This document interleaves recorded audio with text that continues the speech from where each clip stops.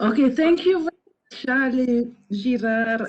This is really a pleasure to be here. I have to concede here again that I have had much less time than I expected to work on this paper for now.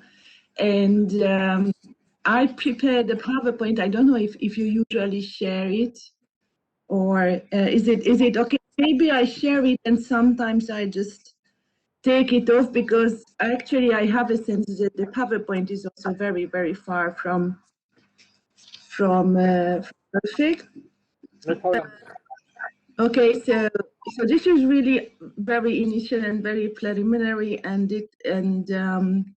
I have a sense that what I'm looking at currently would make up like 100 pages at least, and so it needs to somehow be cut anyway. So so I would be really happy if I could get some help in that in any way possible.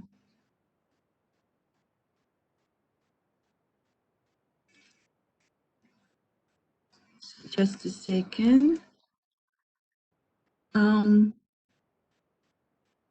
So shall I here partager écran?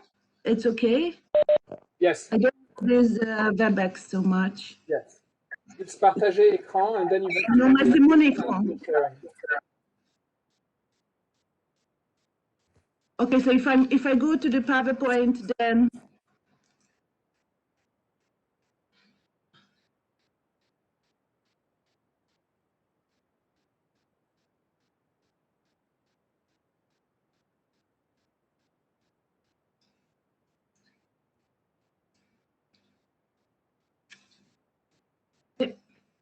mais est-ce que vous êtes certain que partager l'écran ou l'application?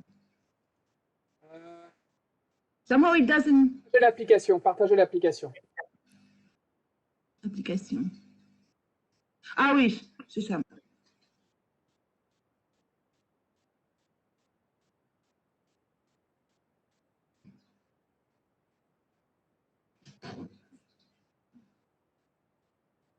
Yes, it works. Okay, thank you so much. And I'm trying to move, but I don't manage to move it. Okay. Okay, so what I have for this project, I have a sense that it, as so many projects lately, it is also run out of our senses of crisis. Yes, we have all around for, I don't know, a decade or so. And so there is this somehow law ought to do something about it.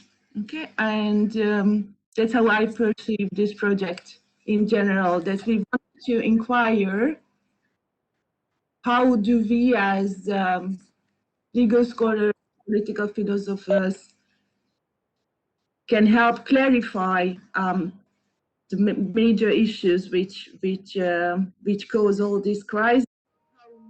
Law might provide a framework which at least not increases the crisis, but let's say facilitates or provides a framework for the solution of it. That is one thing. And then if we look at freedom of expression specifically, then we have a sense that, oh wait, actually for almost 100 years, or maybe even if you take John Stuart Mill, then even more than that, we have theories of freedom of expression within jurisprudence, but also in philosophy, which actually are about explaining how important is a robust and resilient public discourse, and that might be in this, that these deficiencies, the deficiencies of public discourse, might lie at the root of many of the crises what we perceive today, from fake news, populism, authoritarian turn, and the crisis of journalism and all that.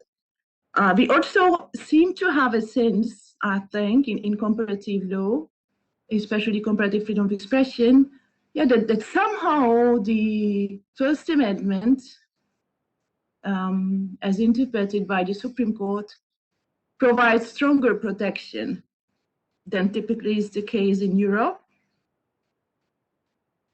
And there is also a sense, yeah, I think there's also the question of these projects, whether we can show and we can say that it is because certain theories of freedom of speech, especially those which concentrate on democracy and self-governance, are somehow less emphasized in European law. So what do we do here, as actually more or less better explained by Charles already, is that we look at categories in law. I mean, category building is always problematic because it's, as anything conceptual, leaves out issues which might be, leaves out phenomena, or leaves out things which might be more important than what is included, but we cannot live without them. Yeah? So, and there also is a sense, especially strong in legal scholarship, that if we systematize, categorize, then somehow we come closer to a clarity needed for better face those crises. So in freedom of expression law, in general, what we have are many distinctions, and I was tasked to do research on one of these distinctions only. So you know that there are categories in law as related to fora, yeah, like, you know, there is public forum doctrine in the US. There are problems with private and public speech, yeah, speech on airports and whatnot. These will be dealt with, as I understood, by different chapters in the book. Then there are also, we also have the problems, different categorizations when it comes to means, yeah, means of freedom of expression, like internet or press, and so on. But then, of course, you also have what I want to deal with today a bit, the different categorizations as related to agents of speech. But this could go on, and I have a sense that the question is that when we are dealing with these different categories, then we shall not lose sight of the interconnected nature of these categories, yeah, or their regulation or their interpretation, and substantive issues may also play a role in the actual protection, actual level of protection, what comes out as a result. And that also somehow we have, so it's good that we focus on categories, but we need to remain open, at least the role other categories might play in a given context. Okay, so as I understood from Charles, my task was, or is, to examine case law and legal interpretation in some European countries from the perspective of different categories of speakers. I say speakers because I consider it preliminarily somehow better than agents. I also have a hesitation whether I should use agents or actors, and I'm not sure whether we don't have some slight linguistic differences in this. So what is, maybe we are using agents here because the organizers are French and their actor translates differently. But I'm not sure about yet how to actually title the topic, or how to grasp the topic. Okay, but that's what I understand, that basically my project is about, okay, check categories of speaker, contrast it with freedom of speech theories, and see whether deficiencies one can find in, let's say, mainstream literature or critique can be explained by not enough attention paid to self-governance or democratic theories of speech. So that could be one way to frame what I want to do here. Okay, so we have this very strong focus on freedom of speech theories, but actually, when it comes to expression like agents of public debate, then we are not sure who defines it, and so that's also a preliminary question for my research. So I will then maybe try to build on the other contribution in this regard, which has also been mentioned by Charles just a moment ago. But of course, the contours of public debate are very much questionable, and increasingly questionable with changes in technology, and especially social media, and you know all that. So what counts as public and has been increasingly questioned, not only in literature on gender and law and whatnot, but also in actual freedom of expression litigation, especially when it comes to social media and posts and comments and all that. Then there is a further preliminary question, or a question to which we might find some answer at the very end of this research. So there is this problem that if we focus on certain agents or certain categories of speakers, then don't we dispense with the idea of equal freedom of expression for all? So category building is important, category building is inevitable, but there is also a strong sense in any kind of human rights discourse that this is somehow about anybody and everybody, and there, if you privilege someone, then you need very, very strong reasons for that. But of course, free speech theories just do that. And different free speech theories will cut different ways, and there will be necessarily resulting discriminations, and that's what all theories do. But we have to be careful not to kind of turn into a justification for problematic distinctions in this regard. Okay, so what kind of theories we have in freedom of expression? Just very quickly, there are many more. So these are just a few which I am familiar with. But if you have any good suggestions in this regard, I would be more than thankful. So what we have, originally, Michael John, informed voter theory. What matters is not that everyone speak, but that everything we're said be said. But that is the kind of first of its kind, first of theory on freedom of speech, which centrally considers freedom of speech to play a role in maintaining democracy.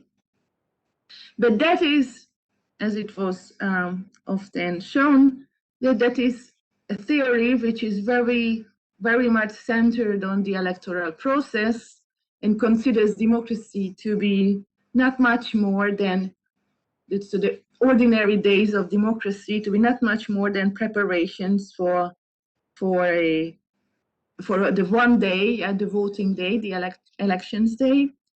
and that does not really take into account questions of agenda setting and the more procedural aspects of public discourse. Furthermore, its focus on the electoral process necessarily will use some sort of speech or some sort of speakers. In Michael John's case, this is very clearly the happens with freedom of art. And we do want to have some protection from freedom of art, maybe even very strong protection for freedom of art. Then Sunstein, you know that's still the New Deal for Freedom of Speech, so the 1995 book, because I consider that later writings are for the other chapter on internet. Okay, so what you have is something that he starts out of the marketplace theory of speech, yeah, by Holmes and all that, and what he finds is that there is a need to correct market failures. Yeah? That's why he calls it a New Deal for speech. That implies a rather strong intervention in theory into mainstream, at least mainstream First Amendment jurisprudence. And it would be curious to see whether Sunstein's theory is already at work in Europe, yeah, or that actually he might have taken some examples from Europe.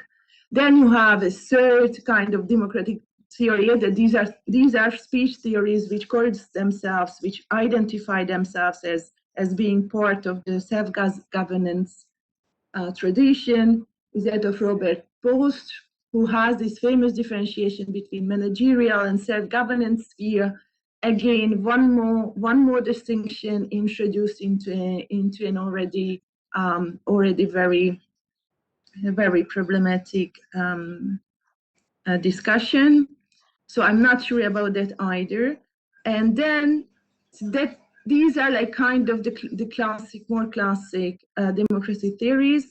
And I'm talking about them because when we are saying self-governance or democracy theories of speech, and then we are actually talking about theories which are very, very different, and which result. So this is not a homogeneous, not a simple issue that you have this freedom of speech theory, apply it, and then that's it. But there's simply it brings about questions of what is democracy, what does it mean to focus on this function of freedom of expression. Okay, if you think about it, and I think that is something which we cannot avoid in Europe either, and that is also sometimes said that critical theories, yeah, critical legal theories, critical race theory, all that is also very much undervalued in Europe compared again to the US. And these critical theories of freedom of expression would claim, as you know, that there needs to be a balance or somehow a more consideration given to equality in freedom of speech interpretation, because otherwise what you get is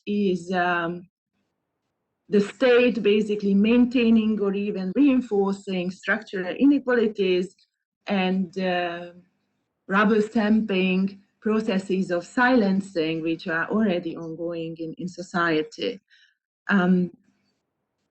Yeah, in this vein, Stanley Fish also argues for kind of considering. So when you do free speech theories, then you don't only focus on freedom of speech, but you ought to focus on other rights as well, especially other rights and values. He uses more the term values, also to equality, which then again would create opportunities for very, very strong intervention into current understanding of freedom of expression. So what I want to say with this is that I am not so sure that actually all democratic or self-governance theories of speech would provide such robust protection to speech as we imagine. So that is one doubt I have about what I'm doing. And I can give you authors, I think Edwin Baker especially, who would grant generally higher protection to freedom of expression and all kinds of freedom of expression, yeah? Art, assembly, protest. So the usual ones which are somehow a bit neglected in literature and case law. And they would, or he would, I think, be the one more or less theoretical author who argues, at least implicitly, against self-governance theories of speech, and still would provide very, very robust protection to all kinds of speech, including, of course, speech of those who are considered usually agents of public debate. Okay, so what we are dealing with today. So if I move here to my categories, yes. So, okay, what are the categories of agents of public debate?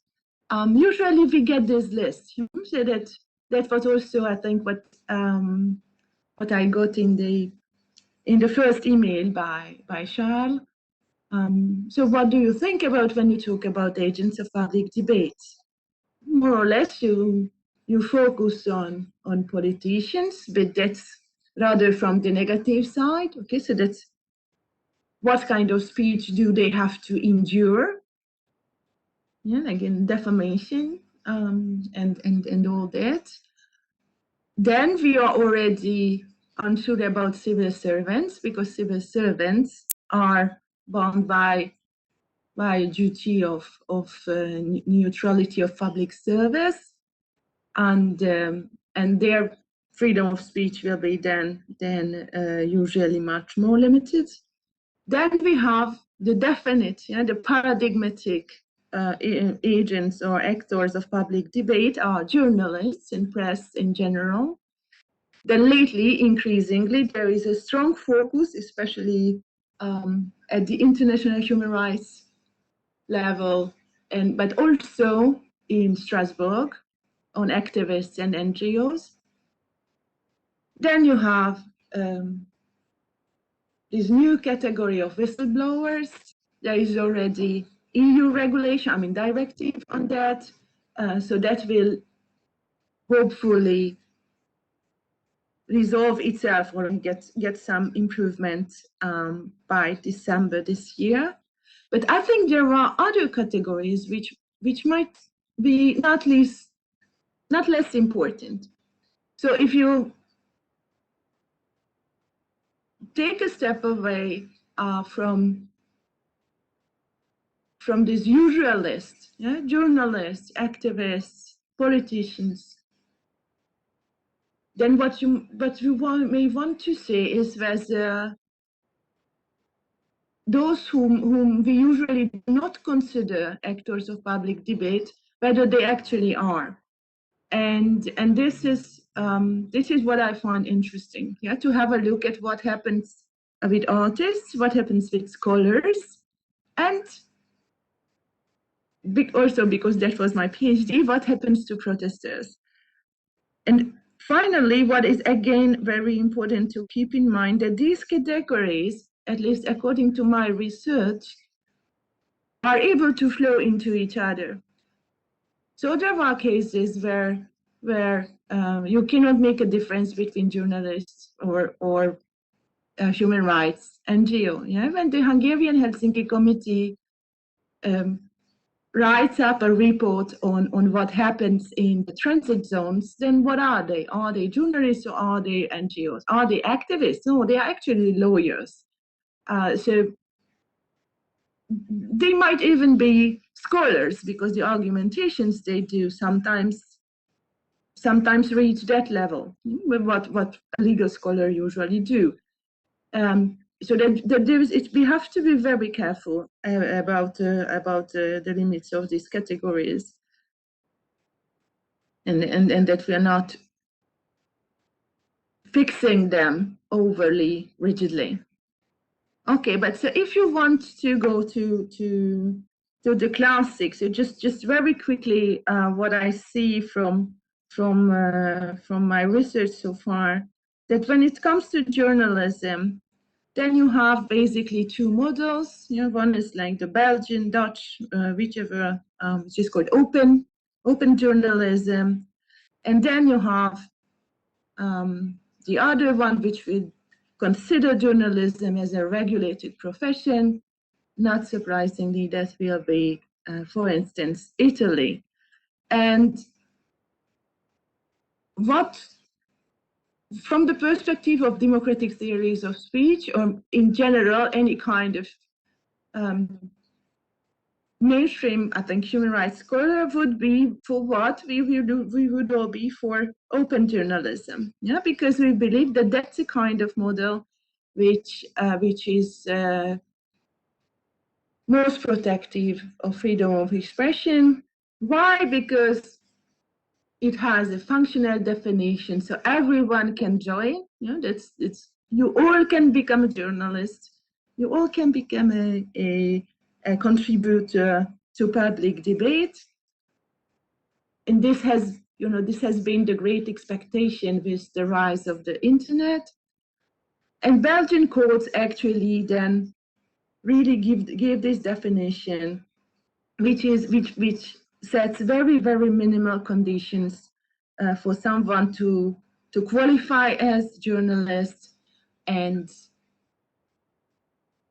to be entitled to journalistic privileges, which is what makes journalism somehow special. In the Netherlands, you have a similar regime with similar definition. I'm not reading it out because you see that, and there is also already case law in both countries which points in the directions that bloggers may also qualify even for regular journalistic privileges. The question, to what extent responsibility is enhanced? So when we are talking about journalism and the importance of journalists from the perspective of democratic discourse, then what we see in Europe, that with privileges come duties, right? So it's not that your privileged actor is somehow more equal than others. But it does have some duties, and we also know that, again, compared to the US, to regular First Amendment law interpretation in this regard, responsible journalism and legal obligations or obligations, standards created by self-regulatory bodies are legalized, are included in judicial interpretation, and basically made binding in the state legal sense in Europe to a larger extent, much larger extent than in the US. So, but does that affect democratic public discourse? So can we say that there are too many duties on journalists in Europe? I am not so really sure about that. I mean, in Europe in general. Yeah, if you check Italy, of course, but everybody knows that there are so many problems with Italian media freedom. Yeah, so that we don't be on familiar with it, even if you are not a researcher in the field. Extreme problems with monopolies and all that. But there are also this characteristic of the model, that it's considered a regulated profession. It has a much more corporativistic sense, and it does have then its consequences on the actual level of protection provided for journalists, and it's very much a contrast. Yeah, so that if you are just an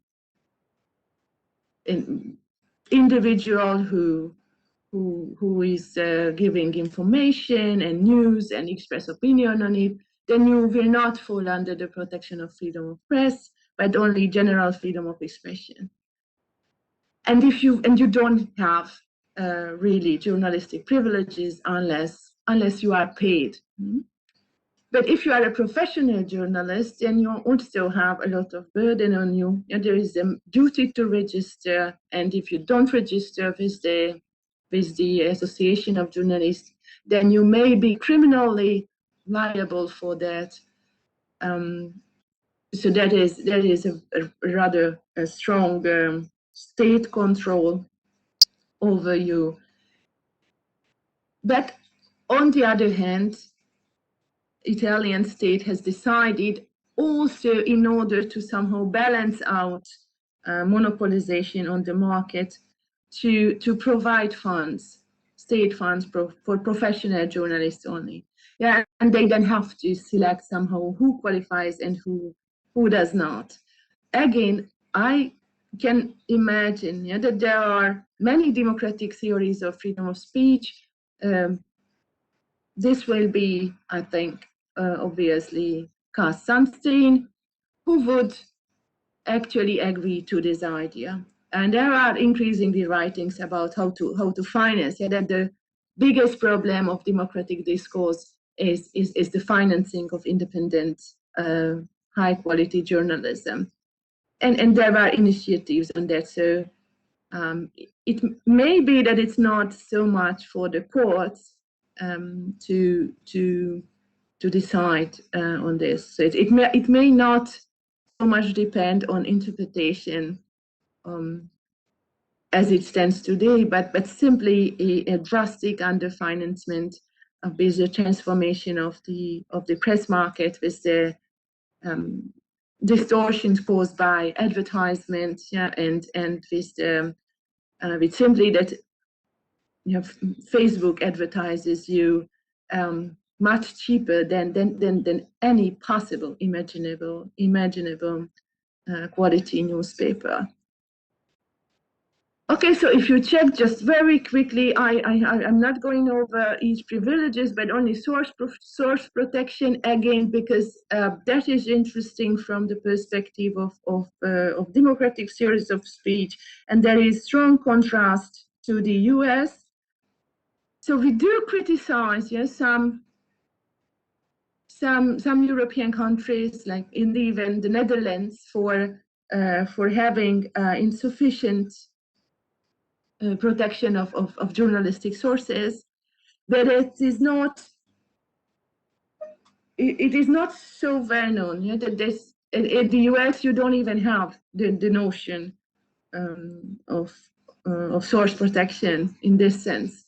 So that you have state level, and in some states you have legislation on that, but simply the First Amendment is not interpreted in a way that would require source protection, and people go to jail for that, as it happened in the Miller case. So here again you see the difference. In Europe you see the difference in the models of journalism, of course, and when you have open model like in Belgium, then it's all journalistic privileges ought to be extended to all journalistic activity, while in Italy you would expect that it might only attach to professional journalism, but actually there is case law that requires that at least some other categories of journalists, what they call publicist journalists, are also entitled to source protection. But if you just, this is interesting because if you don't receive any money for your journalism, then you are not under the privilege of protection of sources. So there is, and I'm not sure that there is any rationale for this. Also recall that the European Court of Human Rights is also just a limited source protection. So Article 10 only requires source protection for professional journalists and not to anyone, at least currently.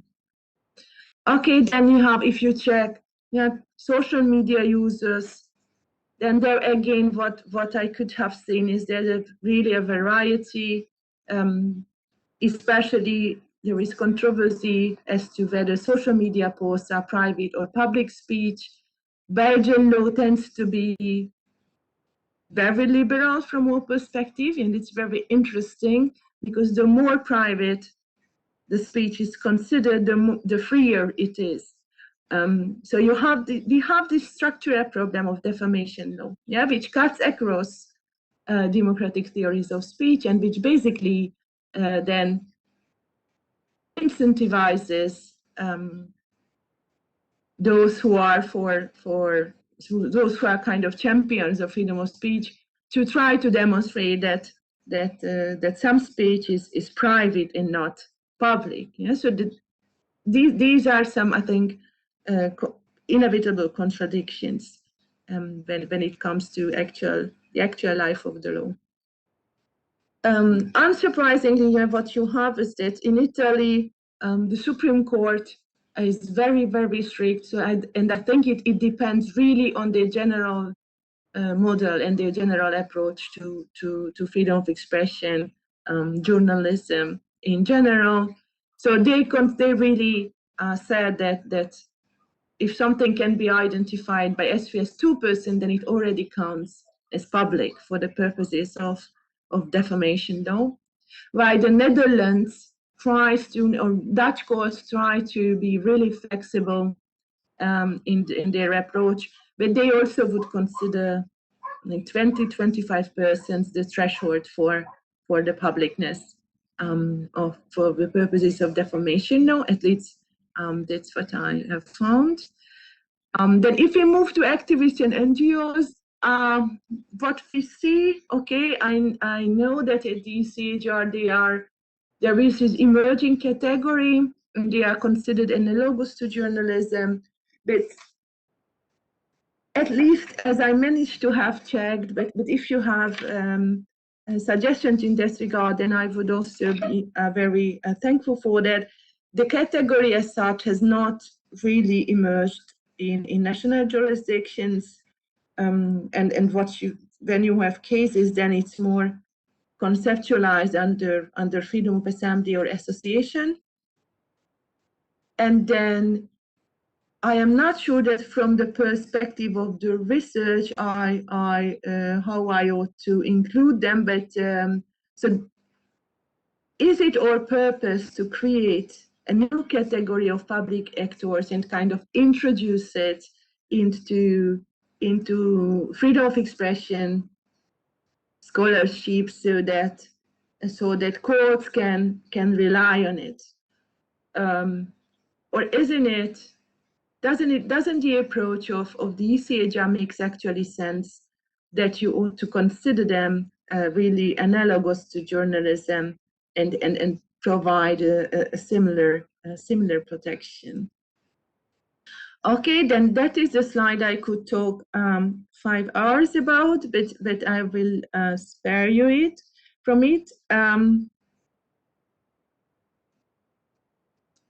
The question very dear to my heart is what about protesters? So there is this huge contradiction, I think, in which really goes to the heart of our understanding of democracy and also like democratic theories of speech. That protesters are more or less in general considered not really actors of public debate. So you don't, when you say actor or agent of public debate, you don't you think of whom? You think of individuals. Yeah, you don't really think of collectives, of groups of people. And that's, it even sounds strange. Yeah, when I put protesters, it sounds, somehow it looks strange, no? So journalist is okay, protester is not really a category.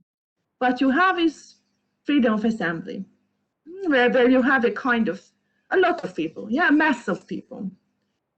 So I think there are still overtones in our thinking from the era of mass psychology, yeah, and the kind of fear of the rule of the street and of the mob.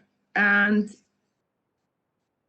you have some courts, yeah, like the German Constitutional Court, very famously, you probably know that, considered, and in one case mentioned that demonstrations are a moment of untamed direct democracy. And this was this famous Brogdorf case. I think it doesn't make much sense, actually. So if you really check it, it actually means something in a very, very metaphorical sense. So I'm not saying that we should take this position and apply it to all kinds, to demonstrations in general. But what I see that there is, that what happens with freedom of assembly, and in the US, but also in Europe, is there is a certain manifestation of some fears, yeah, that this is very important, but at the same time very dangerous. Okay, and maybe we are so afraid of it because it is so important. And I found in French literature a very interesting differentiation, and please tell me how commonplace it is when you study liberté publique, I suppose, I don't know, second year law school, or first year law school, then is it really usual? Because I found by Morange this distinction between intellectual public liberties and I don't know how he calls the other one, but the point is that that when he discusses freedom of meetings, yeah, liberté de la réunion, and freedom of demonstrations, then he makes this distinction that meetings are intellectual because there are people discussing things, and demonstrations, manifestations, are not intellectual, and therefore they are under more heavier duties, yeah, more regulation. So that is, I think, a very, it shows that there is this intellectualism, yeah, that there is this focus on reason, on reasoned argumentation, which I am not sure is fully reconciled. It can fully be reconciled with all democratic theories of speech. So that is not too, isn't it too elitist? Okay, that would be my problem. Isn't it too alienating? And of course, we know that there are, on the other end of the spectrum, you have Carl Schmitt and acclamation and all that, and we are afraid of it, like aestheticization of politics and blah blah blah. But yeah, but I'm not sure when we are talking about actors of public debate what emphasis ought we to give to protesters, and would be interested to hear your views on that.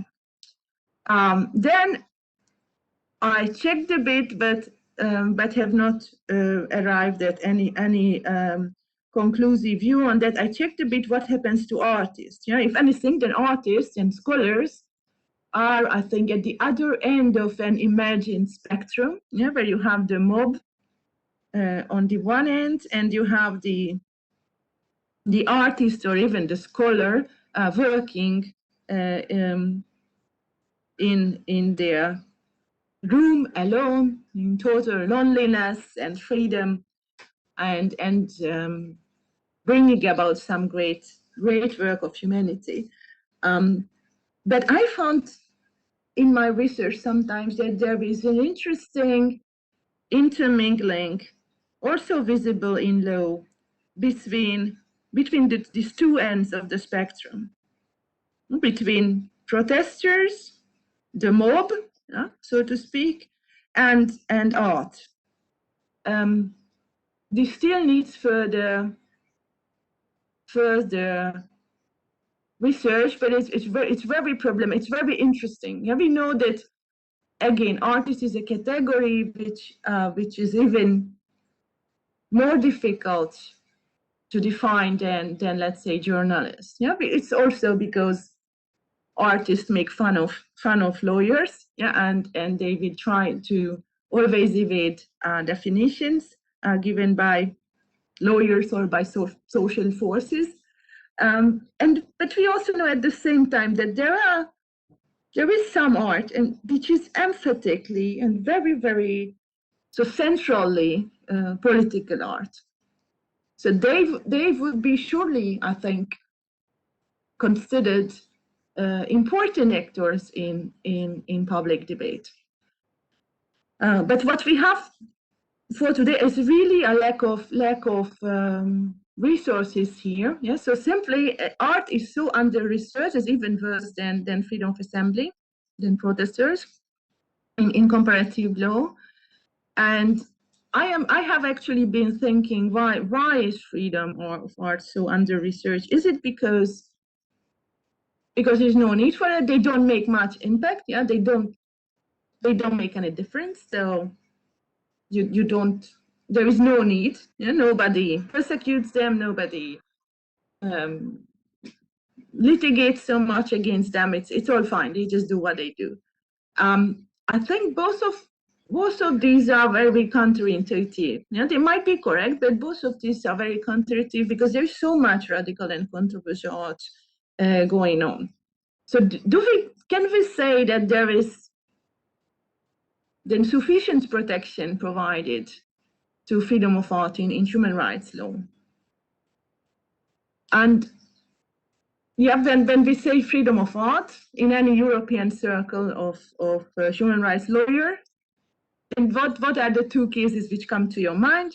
Now, if you're not German, because then Ezra, but if you're just a regular human rights lawyer, yeah, Otto Preminger Institute and Müller. Yeah, so the infamous cases decided by Strasbourg to delimit kind of religious sensitivities and freedom of art, and which is widely considered to be really problematic jurisprudence in the literature, because it provides simply possibility to restrict art for the sake of the sensitivity of mainstream religious communities, like Catholics, for instance, in Austria, which goes really counter to very basic sense of fundamental freedom, fundamental freedoms of understanding of basic rights. In my view, at least. But in Germany, you have other processes again. So I found some cases that in freedom of assembly law and in expression law in general, you are under a lot of substantive, limitations and duties. But if you manage to reconfigure your activity as art, then you actually have higher protection, which is interesting, no, from the perspective of democratic theories of speech, right? And in general, from the perspective of public debate, because if you are, it might be that actually there is so much focus on actors of public debate that there is a lot of limits are much more clarified in that regard, but it actually means that sometimes those who are not in the limelight of constitutional litigation or in the center of attention, that they actually may be better protected. So I think, yeah, with scholars, I've already just started it, and you know, there have been, and time is really up, so there have been so much discussion on academic freedom and all that lately, not the least due to my wonderful government. But there is also other worries, as I understand, yeah, also in France and elsewhere, which I think again testify, you know, that if you're adopting legislation targeting scholars or scholarship, that means that then scholars are agents of public debate. Yeah, so that again questions to me my understanding of these categories. Okay, I try to bring up some conclusion, but it's actually so bad that I don't even read out, and I yeah, leave you here and try to get back to you.